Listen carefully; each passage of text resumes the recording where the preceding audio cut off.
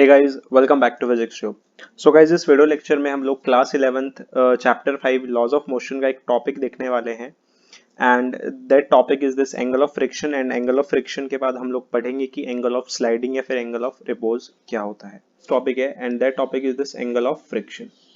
पहले हम ये जान लेते हैं कि एंगल ऑफ फ्रिक्शन होता क्या है। उसको स्टार्ट करने से पहले लेट जस्ट सपोज मैंने एक ऑब्जेक्ट एक सरफेस ली, हॉरिजॉन्टल सरफेस। ठीक है, लेट सपोज मैंने एक हॉरिजॉन्टल सरफेस ली।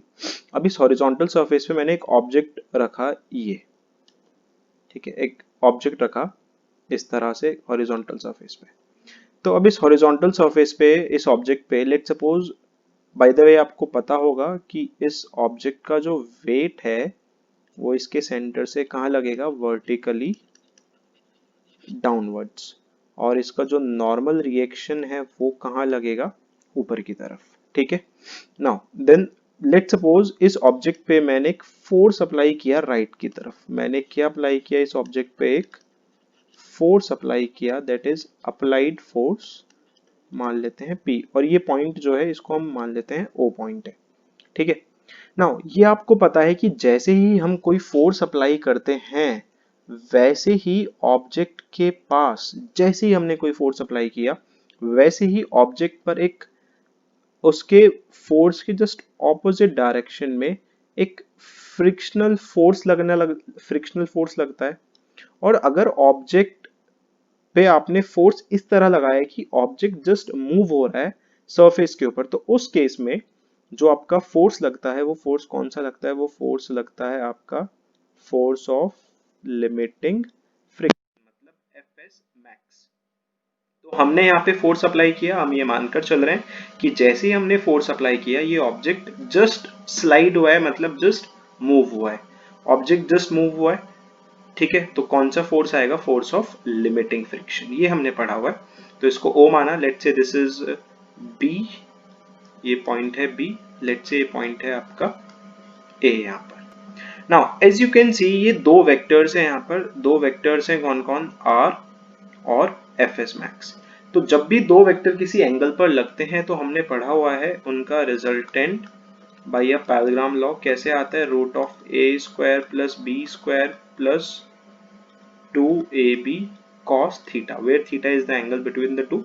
तो यहाँ पर दो वेक्टर्स हैं R और एफएस मैक्स, ये एक दूसरे पर परपेंडिकुलर है, मतलब 90 डिग्री पर लग रहे हैं। अब ये पैरेललोग्राम लॉ कैसे बनी है आप देखिए, यहाँ पर दो साइड्स हैं, कौन कौन सी, OB और OC, जो दो वेक्टर्स को रिप्रेजेंट कर रही हैं, R वेक्टर और एफएस मैक्स वेक्टर। और ये एडजेसेंट पॉइंट से हैं, O पॉइंट से। तो अब इनका जो रिजल्टेंट होगा, ठीक है, इनका जो रिजल्टेंट होगा वो रिजल्टेंट कौन देता है आपको पता होगा। रिजल्टेंट कौन देता है इनका, पैरेललोग्राम लॉ में हमने पढ़ा हुआ है। सोचिए जरा, रिजल्टेंट देता है इनका diagonal.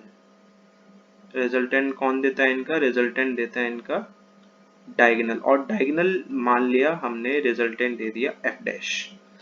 Now you can see R और ए का जो रिजल्टेंट आएगा वो एफ डैश आएगा। भाई पैरेललोग्राम लॉ यही बोलती है कि रिजल्टेंट रिप्रेजेंटेड बाई होता है, रिजल्टेंट रिप्रेजेंट होता है डायगोनल से। और डायगोनल भी बशर्ते कहां से ड्रॉ होना चाहिए, from the same common point, मतलब कहां से ड्रॉ होना चाहिए, ओ से। ठीक है, तो अब ये देख पा रहे हैं कि ये जो एफ डैश है मतलब रिजल्टेंट है। अच्छा बाय द वे रिजल्टेंट किस किस का है, ये रिजल्टेंट है किस किस का, लिमिटिंग फ्रिक्शन का, that is F S max का। और किसका रिजल्टेंट है ये है नॉर्मल रिएक्शन का। नॉर्मल रिएक्शन मतलब किसका, आर का। तो ये रिजल्टेंट इस नॉर्मल रिएक्शन के साथ कुछ ना कुछ एंगल बना रहा है, let's say that angle is theta. देख पा रहे हैं ना कि ये जो रिजल्टेंट है एफ डैश, ये इस नॉर्मल रिएक्शन के साथ कुछ ना कुछ एंगल बना रहा है, दैट एंगल इज थीटा।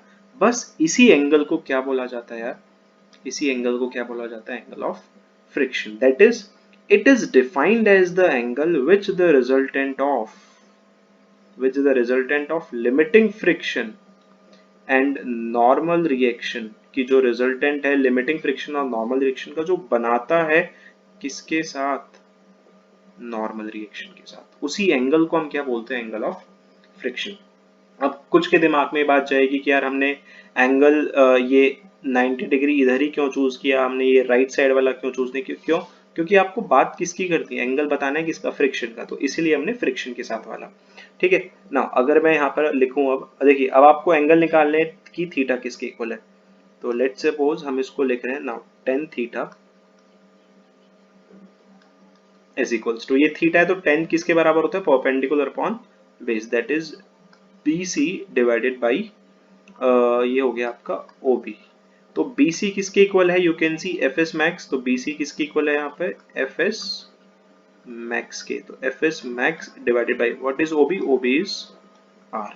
ठीक है ना। ये आपको पता है कि भाई, ये होपफुली आपको पता होगा कि ये F S max by R किसके इक्वल होता है। नहीं पता तो मैं बता देता हूँ, आपको पता होगा ये वाला फॉर्मूला, ठीक है, कि F S max is equals to nu S into R, ये पता होगा फॉर्मूला। तो F S max by R किसके इक्वल हो गया, ये हो गया आपका न्यू एस के। कहने का मतलब क्या है कि अगर आपको यहाँ पर, और ये भी आपको पता है, ये जो न्यू एस होता है ये क्या होता है, this is the coefficient of कौन सा friction, this is the coefficient of static friction.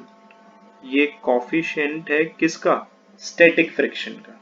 ठीक है, बात समझ आई होगी होपफुली कि ये जो न्यू एस है, this is the coefficient of static friction. Okay ना। अगर हमें कोफिशिएंट ऑफ स्टैटिक फ्रिक्शन को भी लेट्स सपोज यहाँ से डिफाइन करना है, तो ये किसके इक्वल है, coefficient of static friction is equal to the tangent of angle of friction.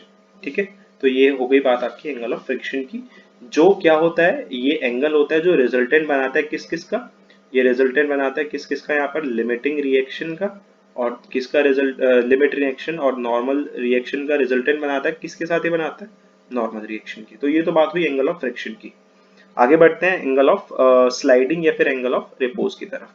ना अगर हम बात करें एंगल ऑफ स्लाइडिंग या फिर एंगल ऑफ रिपोज की, तो हम यहाँ लेट सपोज हमने एक हॉरिजॉन्टल सरफेस मानी, लेट सपोज ये हॉरिजॉन्टल सरफेस है, और इस हॉरिजॉन्टल सरफेस पे हमने ऑब्जेक्ट रखा कुछ इस तरह से, या एक ब्लॉक रखा कुछ इस तरह से। आपको पता है, ये आपको पता है कि इसका वेट कहाँ लगेगा, mg इस तरफ, नॉर्मल रिएक्शन ऊपर की तरफ। अब लेट सपोज इस हॉरिजॉन्टल सरफेस को आप स्लोली स्लोली ऊपर की तरफ राइज कर रहे हो, ऊपर की तरफ उठा रहे हो इस हॉरिजॉन्टल सरफेस को। तो जब आप इस हॉरिजॉन्टल सरफेस को हल्के हल्के मतलब स्लोली ऊपर की तरफ रेज करोगे, मतलब इसको एक इंक्लाइंड प्लेन बनाओगे कुछ इस तरह से। तो यहां पर अगर कोई ब्लॉक रखा हुआ है ये, ठीक है, ये कोई वही ब्लॉक हमने माना, तो आपको पता है इस ब्लॉक का जो वेट है वो वर्टिकली कहाँ लगेगा, डाउनवर्ड्स लगेगा mg। ठीक है ना। बात करते हैं, जरा थोड़ा इमेजिन कीजिए कि ये नॉर्मल रिएक्शन है, ये नॉर्मल रिएक्शन है, और ये प्लेन धीरे धीरे ऊपर की तरफ उठ रहा है। तो जब ये प्लेन धीरे धीरे ऊपर की तरफ उठेगा, तो ये नॉर्मल रिएक्शन भी तो प्लेन के साथ ऊपर उठेगा, मतलब नॉर्मल रिएक्शन इसका यहाँ लगेगा, इस डायरेक्शन में लगेगा। ठीक है, क्योंकि वेट हमेशा लगता है वर्टिकली डाउनवर्ड्स। अब लेट्स से एक एंगल आ गया, मान लेते ये एंगल आ गया फाई, मान लेते एंगल कितना आ गया, फाई। तो एक पर्टिकुलर, आप थोड़ा इमेजिन कीजिएगा कि एक ऑब्जेक्ट को लीजिएगा, उसको आप हॉरिजॉन्टल सरफेस पे रखिएगा इस तरह से कुछ, देन उस सरफेस को राइज कीजिएगा ऊपर की तरफ किसी एंगल से।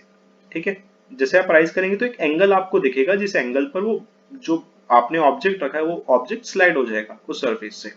तो सेम ऐसे ही यहाँ पर, सेम ऐसे ही जैसे ही एक एंगल आएगा, एक पर्टिकुलर एंगल आएगा या एक मिनिमम एंगल आएगा, ठीक है, इंक्लाइंड प्लेन का, इस वाले इंक्लाइंड प्लेन का, ठीक है, जिस पर हमने ये बॉक्स रखा हुआ है, इस वाले इंक्लाइंड प्लेन का एक एंगल आएगा हॉरिजॉन्टल के साथ, कि उस एंगल पर वो बॉक्स जस्ट फिसलने लगेगा, मतलब स्लाइड होने लगेगा। ठीक है, इंक्लाइंड प्लेन से। तो आगे देखते हैं हम जरा इसके बाद। तो बाय द वे उसी एंगल को हम लोग यहाँ पर क्या बोलते हैं, उसी एंगल को हम लोग बोलते हैं यहाँ पर एंगल ऑफ स्लाइडिंग, की वो मिनिमम एंगल इंक्लाइंड प्लेन का हॉरिजॉन्टल के साथ, कि जिस पर such that a body placed on the plane just begins to slide down the inclined plane, कि एक बॉडी जो उसके उस पर रखी हुई है वो बॉडी इंक्लाइंड प्लेन से स्लाइड डाउन करती है। तो यहाँ पर थीटा है, तो अगर मैं इस लाइन को आगे एक्सटेंड करता हूँ कुछ इस तरह से, तो यहाँ पर भी एंगल क्या बनता है, इसमें हमेशा एंगल बनता है, सॉरी यहाँ पर एंगल फाई है, तो यहाँ पर भी एंगल हमेशा क्या बनेगा, फाई। और यहाँ पर इस फाई के साथ वाला कंपोनेंट आपको पता है कॉस होता है।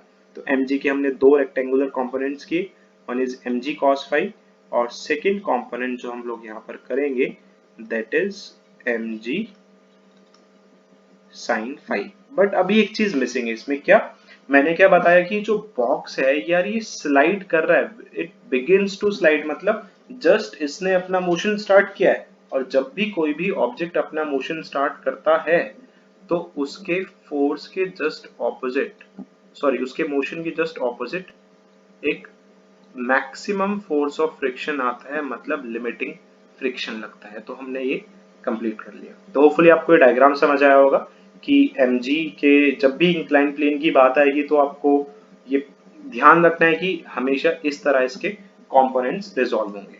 नाउ इक्वेशंस की बात करते हैं। इक्वेशंस अगर हम बनाते हैं तो एक इक्वेशन क्या बनेगी, r is equals to mg cos phi, ठीक है, एक इक्वेशन ये बनेगी हमारी, ठीक है, दिस इज इक्वेशन नंबर 1। और ये मैं आपको बता चुका हूँ वो मिनिमम एंगल जिस एंगल पर बॉडी इंक्लाइन प्लेन से स्लाइड होना स्टार्ट कर देती है उसको हम एंगल ऑफ स्लाइडिंग बोलते हैं, फिर एंगल ऑफ रिपोज, और जिसको हम रिप्रेजेंट करते हैं फाई से। तो r is equals to mg cos phi. दूसरा, बॉडी ने जस्ट स्लाइड करना स्टार्ट किया है तो ये fs मैक्स जो है किसके इक्वल है यहाँ पर, mg sin फाई के इक्वल है, ठीक है। सो ये है हमारी इक्वेशन नंबर 2। नाउ अब हम क्या कर रहे हैं, लेट से हम इक्वेशन 2 को डिवाइड करना चाहते हैं कौन सी इक्वेशन से, इक्वेशन नंबर 1 से।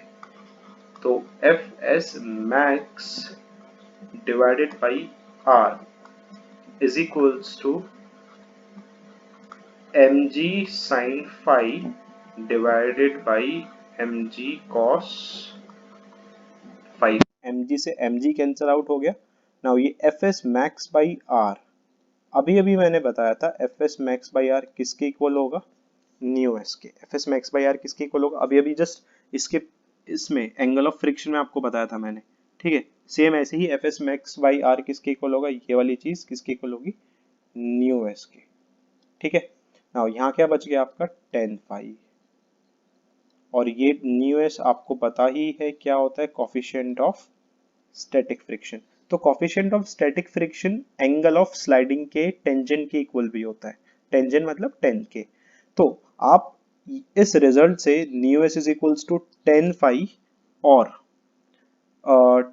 Mu S is equals to 10 theta वाले रिजल्ट से आप क्या भी प्रूव कर सकते हो, आप ये भी प्रूव कर सकते हो कि 10 theta is equals to 10 phi, क्योंकि दोनों न्यू इसके इक्वल है, मतलब theta is equals to phi, और theta is equals to phi आने का मतलब क्या हो गया कि एंगल ऑफ स्लाइडिंग जो होता है, angle of angle of sliding मतलब that is phi, angle of sliding जो होता है आपका, ये एंगल ऑफ स्लाइडिंग हमेशा किसके इक्वल होता है, एंगल ऑफ फ्रिक्शन के। तो होपफुली आपको ये बात समझ आई होगी।